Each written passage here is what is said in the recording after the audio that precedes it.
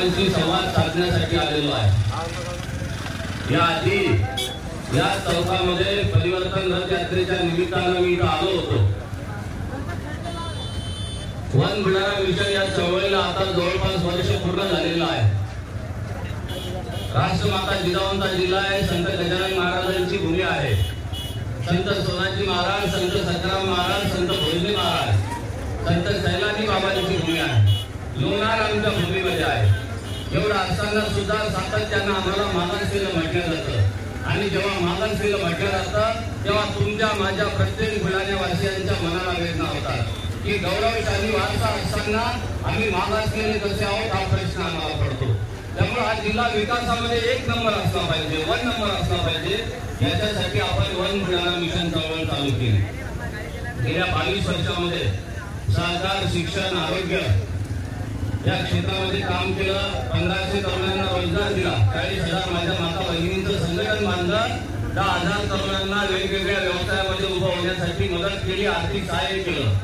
बांधावर खत पोहोचवण्याचा उपक्रम असो, मुंबईचं हॉस्टेल असो, संभाजीनगरची आरोग्याची व्यवस्था असो, रक्तदान शिबिरांचा विषय असो, आपण शेकडो उपक्रमामधून सातत्यानं 22 वर्ष झाले शेतकरी, शेतमजूर, निराधार, भूमिहीन, अपंग वेगवेगळ्या घटकांना माझ्या शेतकऱ्याच्या सोयाबीनला कापसाला भाव मिळाला पाहिजे, वन्य प्राण्यांपासून शेतकऱ्याचं होणारं जे नुकसान आहे पिकांचं ते थांबलं पाहिजे।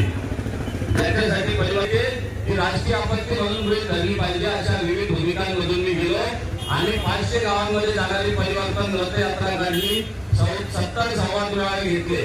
हे खासदार जेव्हा आता जे म्हणतात की मला संपर्कासाठी वेळ भेटत नाही, 150 दिवस संसदेमध्ये काम राहतं, अरे म्हटलं या संदीप शेळकेनं 6 महिन्यात पूर्ण जिल्हा पालथा घातला, तुम्हाला तर 15 वर्ष दिले होते जिल्ह्यातल्या जनतेनं।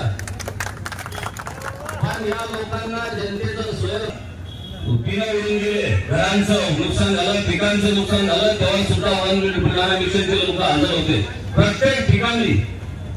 फक्त घाटा झाली, मला मतं मिळाले पाहिजे म्हणून नाही, पण तुम्ही घाटा माझ्या तरुण भावांची, माझ्या माता भगिनींची लढाई लढतो आहे, या लढाईमध्ये मला तुमची साथ हवी आहे।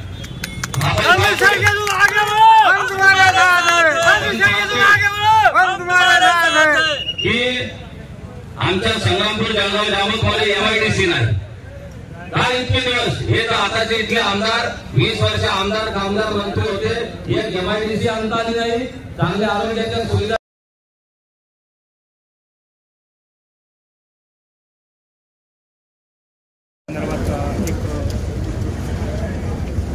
इथल्या आमदार महोदयांनी जे आरोप केलेले आहेत, खरंच सांगतो तुम्हाला की या जिल्ह्यामध्ये अशा पद्धतीनं या प्रस्थापित राजकारण्यांना विकासाचं कोणीच विचारत नव्हतं। जी काय टीका व्हायची ती गद्दारी आणि निष्ठा या विषयावर व्हायची, जीच काय टीका व्हायची तर एकमेकाचं उन्हं काढण्यात होती।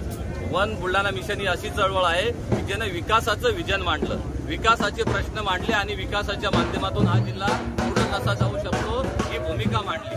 त्यामुळे आता हे लोक अस्वस्थ झालेली आहेत ज्यांनी विकास केला नाही। हे इथले आमदार आणि हे खासदार निष्क्रिय लोक आहेत, यांनी ठेकेदारीच्या शिवाय आणि ठेकेदारांना मोठं करण्याशिवाय काहीच कामं केलेले नाहीयेत। त्याच्यामुळे आता संदीप शेळके सारख्या तरुण पोराला उत्तरं काय द्यायचे, आणि मी जी भूमिका आहे तर मी रोजगार उभा केलेला आहे, सहकार उभा केलेला आहे, आरोग्यामध्ये शेती क्षेत्रामध्ये माझं काम आहे, मी फक्त भाषण करत नाही। त्याच्यामुळे आता या काम करणाऱ्या माणसाला विकासाच्या प्रश्नांना उत्तर कसं द्यायचं याच्यामुळे त्यांच्या पायाखालची वाळू सरकलेली आहे, त्याच्यामुळे ते असे बडबड करतायत।